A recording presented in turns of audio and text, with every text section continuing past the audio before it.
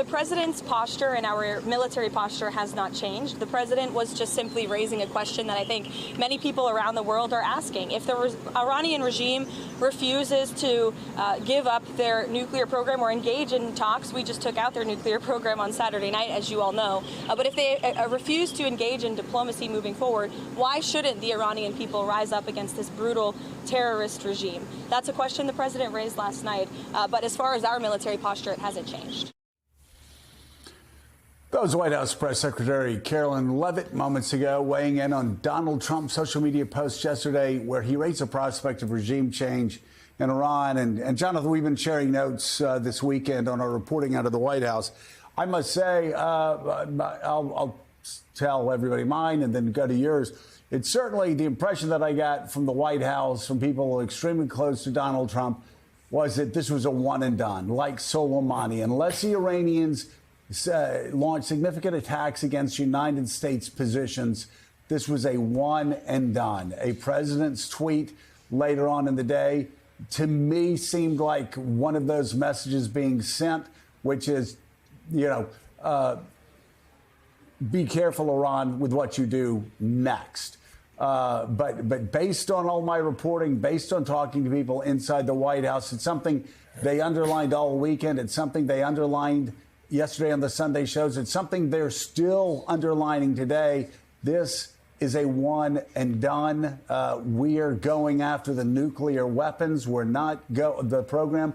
We're not going for regime change. Tell everybody about your reporting. Yeah, that lines up with what I have reported as well. That social media post from President Trump yesterday, more of a brushback pitch, if you will, a warning rather than a threat that we will do this. And also, let's be clear, I mean, President Trump, not exactly the most disciplined messenger out there, but the rest of his administration was in lockstep yesterday as they fanned out over the Sunday shows. We just heard from the press secretary as well. Regime change not on the agenda here for the United States. That, Joe, that they do hope this was a one and done. What could change things, as you noted, would be if Iran does retaliate, and particularly if there are American casualties. If there are some rockets fired that the U.S. shoots down, maybe that's a different story. It ends right there. That is what happened in January 2020.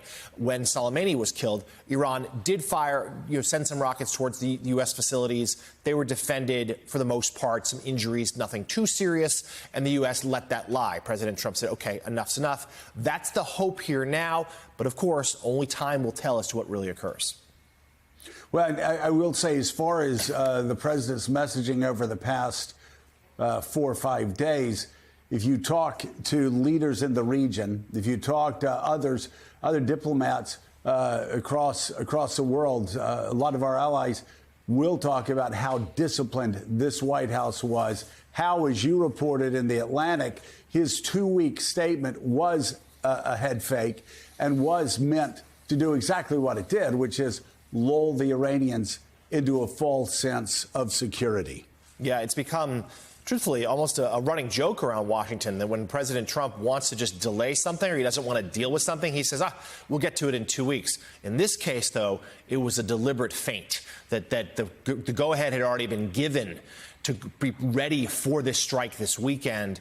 2 weeks statement from President Trump meant to get Iran to relax a little bit. I think they had some breathing space. That was not, of course, the case. So we are learning more details about the strikes carried out over the weekend by the U.S. against Tehran's nuclear facilities, with Iran now vowing retaliation for the attacks. NBC News senior national security correspondent Courtney Kube has more on the secrecy of the U.S. operation. Following that massive attack, the question this morning, did those U.S. military strikes deliver a final blow to Iran's nuclear program? Iran's nuclear ambitions have been obliterated.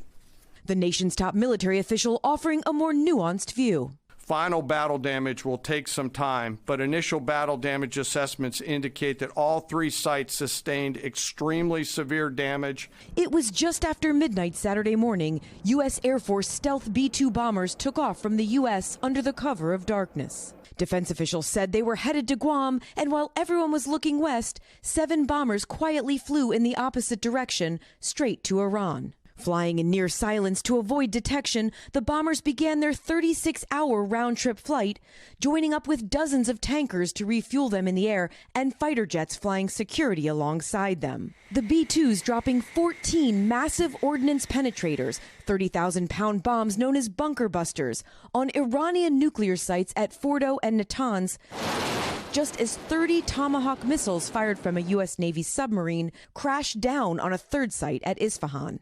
This operation was designed to severely degrade Iran's nuclear weapons infrastructure. The question now, what comes next? Vice President Vance and the Defense Secretary have said the U.S. is not seeking regime change in Iran.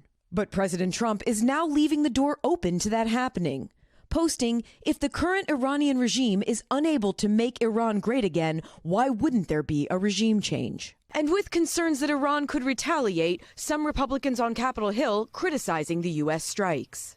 We are tired from all of these wars, and we're non-interventionists.